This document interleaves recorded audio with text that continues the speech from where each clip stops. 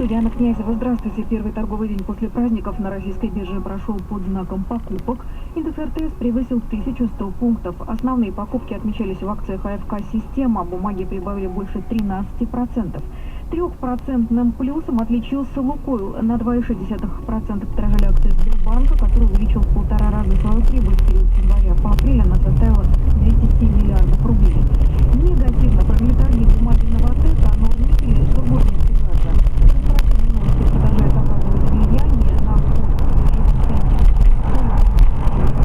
более чем на 3 до 29 миллиардов рублей при сокращении выручки.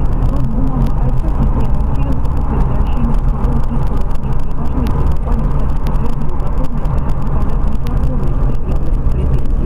Дальнейшая ситуация на рынке будет зависеть от нефти. Снижение экспорта странами ОПЕК идет медленнее, чем падение добычи.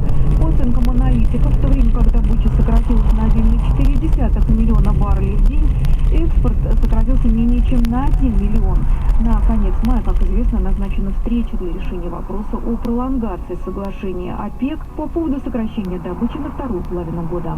Гвинея может обязать бокситодобытчиков строить на территории страны глиноземные заводы. Сейчас Гвинея лидирует по объему запасов бокситов, и там действует всего один глиноземный завод в Риге, который принадлежит «Русалу». Производство, остановленное на нем в 2012 году, планируют перезапустить в 2018. Проанонсированная властями программа сноса пятиэтажек в Москве не привела к увеличению потенциального спроса на хрущевки, не повысила цены.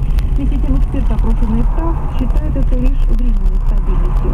По их мнению, в активной фазе программы реновации все же повлияет на московский рынок, в том числе сократит сегмент вторичного жилья,